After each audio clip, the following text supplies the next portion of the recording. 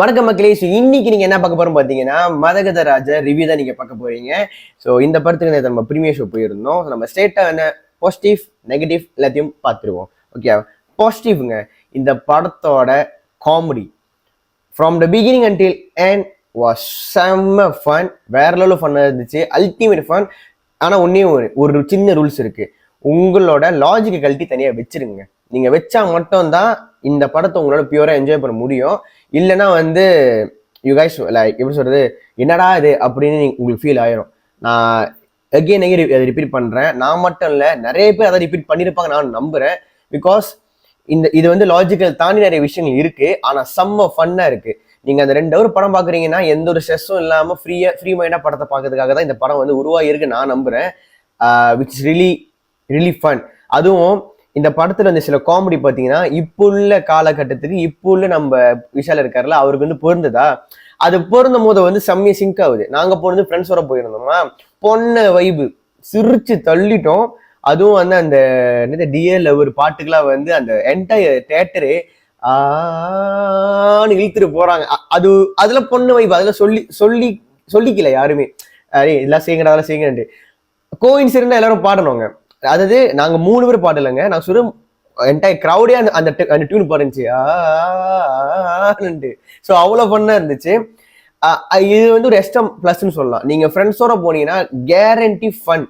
ஏன்னா அதுல நிறைய விஷயம் பேசியிருப்பாரு, நிறைய ஏஸ்லா டார்க் காமெடிஸ்லாம் நிறைய இருக்குதான். பட் அது எல்லாம் வந்து ரசிக்க மட்டும்தான் இருந்துச்சு தவிர ரொம்ப வல்கராலாம் என்னை பொறுத்தவரை வி ட்ரூலி என்ஜாய்.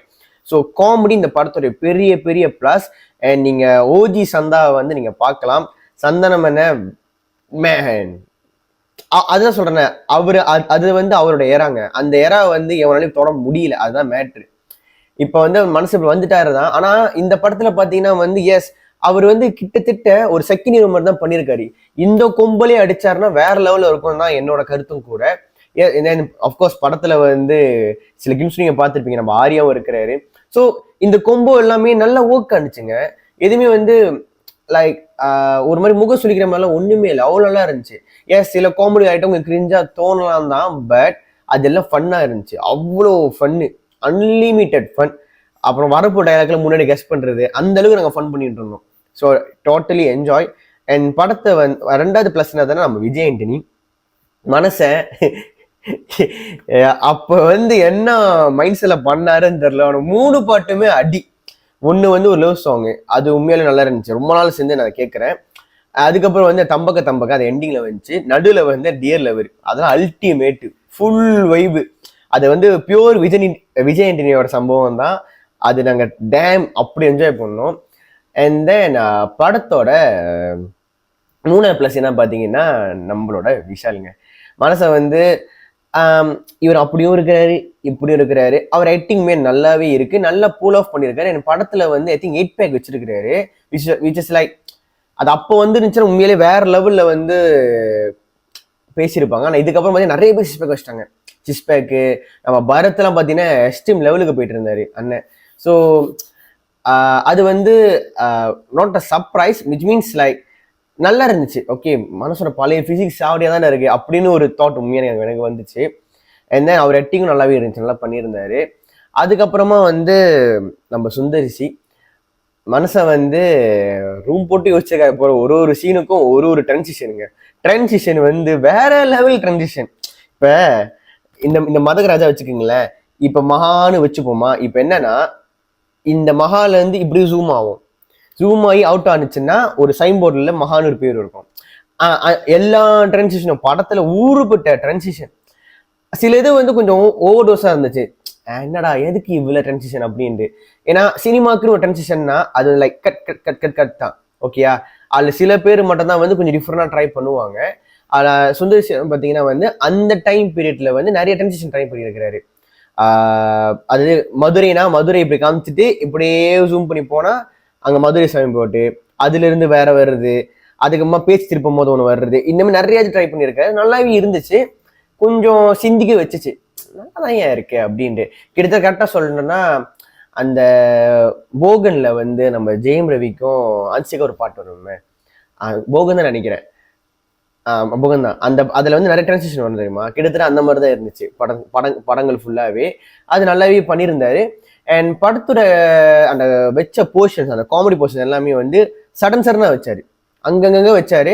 நல்லா ஓகே இருந்துச்சு. எஸ்பெஷலி அவரோட ரைட்டிங்ல அந்த எண்டிங் பார்ட்டுக்கு முன்னாடி ஒரு 20 மினிட்ஸ்க்கு வந்து நம்ம மனோபாலா சாரும் சந்தானமும் விஷாலும் ஒரு மரண கொம்பு வேற லெவல்ல இருந்துச்சு. நம்ம மொட்டராஜன் இருந்தாரு, அல்டிமேட்டா இருந்துச்சு. அப்படி சிரிச்சு தியேட்டர் ஃபுல்லா லைக் லாஃப் அப்படி இருந்துச்சு. இதெல்லாம் பாசிட்டிவ்ங்க, பியூர்லி என்ஜாய். இப்போ நெகட்டிவ் வருவோம். நெகட்டிவ் வந்து ரொம்ப சிம்பிளா சொல்லணும்னா, இந்த படத்தோட கான்செப்ட், விச் மீன்ஸ் இது வந்து காமெடியா ஆரம்பிச்சு அப்படியே கொஞ்சம் ஆக்ஷனா ஆரம்பிச்சு அப்படியே காமெடியா வந்துச்சு. என்னை பொறுத்தவரை இந்த படத்துக்கு வந்து இந்த ஒரு ஆக்ஷன் சீக்வன்ஸ் தேவை இல்லையோன்னு ஒரு தாட். இதை வந்து ஃபுல் அண்ட் ஃபுல் வந்து நீங்க காமெடி எடுத்து போயிருந்தாலும் முடிஞ்சிருக்கும். விச் மீன்ஸ் கலகலப்பு ஃபுல்லா காமெடி. சீரியஸன்ஸ் இருந்துச்சுன்னா ரொம்ப மைனூட்டா தான் இருந்துச்சு. இந்த மாதிரி பெரிய பெரிய அந்த ஆக்ஷன் சீக்வன்ஸ் பார்த்தீங்கன்னா காமெடியா தான் இருந்துச்சு. பட் இந்த படத்துல பாத்தீங்கன்னா விஷால் அதுக்குன்னு பாடி ஏற்றி இருக்கிறாரு, பிசிக்கை மெயின்டைன் பண்ணியிருக்காரு, அந்த சண்டைலாம் வச்சிருக்காங்க. எனக்கு அந்த சண்டை வந்து மேபி ஒரு அன்வான்ட் சண்டை மாதிரி தான் தோணுச்சு. விச் மீன்ஸ் அது காமெடியாவே ஃபுல்லா போயிருந்தா இன்னும் நல்லா இருந்திருக்குமோ, ஃபுல் ஃபிளெச்சா காமெடி அடிச்சிருந்தா இன்னும் நல்லா இருந்திருக்குமோ எனக்கு பட்டுச்சு. இது என்னோட கருத்து. அண்ட் தென் ரெண்டாவது வந்து படத்தோட டூரேஷன், விச் மீன்ஸ் கதை வந்து கொஞ்சம் லைட்டாக இழுத்துற மாதிரி இருக்கு, டிராகியா போன மாதிரி ஒரு ஃபீல் ஆனிச்சு. ஆனால் டிராகியை வந்து ஷார்ட் அப் பண்றதுக்கு தான் வந்து காமெடியை வந்து கரெக்டாக வந்து அங்கங்கே பிளேஸ் பண்ணி அதை கொஞ்சம் மறக்கடிச்சிட்டாரு. அது ஒரு பக்கா ரைட்டிங் சொல்லலாம். அது எனக்கு ஃபீல் ஆனிச்சு, அதை நான் சொல்றேன். மூணாவது பார்த்தீங்கன்னா, ஒரு விஷயத்துக்கு வந்து அவங்க எண்டிங் கொடுக்கணும், அந்த எண்டிங்கை கொடுக்காம 2 பிரச்சனை வந்தா என்ன பண்ணலாம், 3வது பிரச்சனை ரெடி பண்ணுவோம் அப்படின்னு சொல்லி 3வது ஒரு பிரச்சனை தேடி போற மாதிரி அப்புறம் எண்டிங் கொடுத்துட்டாரா. அது எனக்கு என்னமோ லைக் என்ன இது அப்படின்னு ஒரு ஃபீல் இருந்துச்சு. எனக்கு அப்படி ஃபீல் ஆனிச்சு. மற்றவங்களுக்கு எப்படி எனக்கு தெரியல. எனக்கு தெரிஞ்சு அந்த படம் முடிஞ்சிருச்சு. அந்த எண்டிங்ல வந்து அந்த மாதிரி டூரேஷன் கொடுத்துதான் ஆகணும் ஒரு கட்டாயம் வந்துருச்சு வேற. ஏன்னா இல்லைன்னா கிளிஃப் ஹேங்கரா இருக்கும், இவங்க 2 பேத்துக்கு என்னதான் ஆச்சு அப்படின்னு இருக்கும். ஸோ அது கொஞ்சம் வேற மாதிரி பண்ணியிருந்திருக்கலாமோ அப்படின்னு தோணுச்சு. விச் மீன்ஸ் இவர் நம்ம சுந்தரிச்சு பார்த்தீங்கன்னா வந்து அவர் அண்ணன் வந்து எல்லாத்தையும் ஒரே இடத்துல இணைச்சிருவாரு, ஒரு கூட்டத்தை இணைச்சிருவாரு. அந்த மாதிரி எல்லாத்தையும் ஒரே கூட்டத்தில் இணைச்சி அப்படிதான் ஒன்று பண்ணிடுவாரோன்னு ஒரு தாட் இருந்துச்சு. பட் இதில் கொஞ்சம் டிஃப்ரெண்டாக பண்ணியிருந்தாருல, நான் அப்படி நினச்சிக்கிட்டு இருந்தேன் அப்படி பண்ணியிருப்பாரோ அப்படின்ட்டு. பட் அதனால தான், மற்றபடி ஒன்றும் இல்லை. 4வது பார்த்தீங்கன்னா, படத்தில் வந்து இந்த தம்பக சாங் ஒருத்தவங்க பண்ணியிருப்பாங்க. எனக்கு ஆக்சுவலி அவங்க வந்து அந்த கேரக்டரா வந்து அவங்க பண்ணுவாங்கன்னு நான் எதிர்பார்க்கல. தப்பு கிடையாது. ஆனா அவங்களுக்கு செட் ஆகல, அந்த ரோலுக்கே அவங்களுக்கு செட் ஆகல. அவங்களோட ஃபேஸுக்கும் அந்த பாடி லாங்குவேஜுக்கும் பார்த்தீங்கன்னா அந்த கேரக்டர் வந்து உட்காரவே இல்லை. அது ஏன் இப்படி ஒரு விபரீத முடிவும் எனக்குன்னு தெரியல. மேபி 12 இயர்ஸ் முன்னாடி வந்து அப்போ அவங்க பீக்கா இருந்திருக்கலாம், who knows. She was peak. But அந்த ரோல் ஏன் அப்படின்னு எனக்கு தெரில. அது அவங்களுக்கு சரியா வந்து சிங்க் ஆகல, ஒட்டலை. இப்போ அந்த ரோலில் வந்து ஒரு சமந்தாவோ இல்லை மற்றவங்களாம் பண்ணியிருந்தாங்க, இன்னும் கொஞ்சம் நல்லாவே புரிஞ்சிருக்கும். பட் அவங்களுக்கு வந்து சுத்தமாகவே ஒட்டலை. நீங்கள் படம் பார்க்கும்போது தெரிஞ்சுக்கங்களேன். இல்லைன்னா நீங்கள் சில கிம்ஸும் பார்த்துருக்கலாம், உங்களுக்கு யாரோ சொல்ல உங்களுக்கு தெரியும். அது சுத்தமாக எனக்கு ஒட்டலைங்க. தம்பக்க song was nice, dance was nice. But அவங்கள வந்து அந்த ரோலுக்கு கூப்பிட்டது வந்து எனக்கு அது செட் ஆகலை, சுத்தமாக செட்டே ஆகலை. அவங்க இதுக்கு நீ சரிப்பட்டு வர மாட்டாரா அப்படிதான் எனக்கு இருந்துச்சு. இப்போ தெரியலங்க, அப்போ அவங்க லுக்குக்கு வந்து அது சுத்தமாகவே செட் ஆகலை. வேற ஆள் எடுத்துருந்துருக்கலாம். பட் ஏன் எடுக்கலாம் தான் எனக்கு தெரியல. ஸோ இதுதான் ப்ளஸ் அண்ட் மைனஸ். அண்ட் ஓவராலாக இந்த படத்தை எப்படா என்ஜாய் பண்ணலாமா வேணாமா, என்ன பண்ணி என்ஜாய் பண்ணலாம், எப்படிலாம் என்ஜாய் பண்ணலாம்னு கேட்டிங்கன்னா சிம்பிளாக சொல்கிறேன். நீங்கள் என்ஜாய் பண்ணுறதா இருந்தால் ஃப்ரெண்ட்ஸோட போங்க, அவ்வளோதான். ஃப்ரெண்ட்ஸோட போங்க, மரணத்தனமாக என்ஜாய் பண்ணுவீங்க. ஃபேமிலியோட போகலாம். But I keep in mind இது PG-13 தான். பட் டார்க் ஹியூமர்ஸ் நிறையாவே இருக்குது.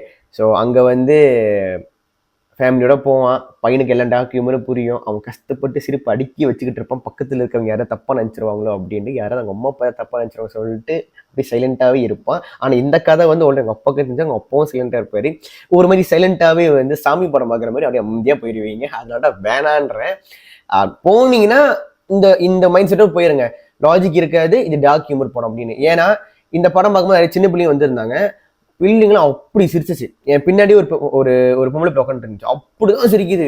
சந்தான சார் பண்ற எல்லா காமெடிக்கும் அப்படி சிரிக்குது, உளுந்து சிரிக்குது. சில காமெடி வந்து அந்த பிள்ளைக்கு மேலே புரியலதான், ஆனால் அங்கே பண்ணுற அந்த விஷயங்கள்னால அது சிரிக்குது, ரொம்ப காமெடியாக சொல்லி சிரிக்குது. ஸோ இது ஒர்க்ஸ். ஃபேமிலியோட கண்டிப்பாக நீங்கள் பார்க்கலாம். பட் இந்த ஒரு மியூச்சுவல் அண்டர்ஸ்டாண்டிங்கோட படத்தை பார்த்தீங்கன்னா will be easy for you guys. இல்லைன்னா ரொம்ப கஷ்டப்படுவீங்க. ஐயோ இது எப்படா சிரிக்குவேன். ஏன்னா சில மேட்ரு அந்த படத்துல வந்து இருக்குங்க, நீங்க படம் பார்த்தாரானுங்க தெரியும். அதனால தான் சொல்றேன். And that's all from me. And இந்த ரிவ்யூ உங்களுக்கு பிடிச்சிருந்துச்சுன்னா மறக்காம லைக் பண்ணுங்க, ஷேர் பண்ணுங்க, நம்ம சேனலை சப்ஸ்கிரைப் பண்ணிக்கோங்க. அண்ட் அது மட்டும் இல்லை, நம்ம இன்ஸ்டாகிராமையும் ஃபாலோ பண்ணிக்கோங்களேன். இன்ஸ்டாகிராமில் பார்த்தீங்கன்னா நிறைய வீடியோ கான்டென்ட் நம்ம போட்டுக்கிட்டே இருக்கோம்.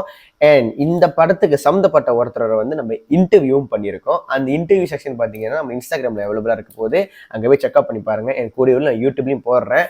And that's all from me. இன்னொரு புது ரிவ்யூவில் இன்னொரு புது ரியாக்ஷனில் நம்ம உங்களை பார்க்குறேன். பாய்.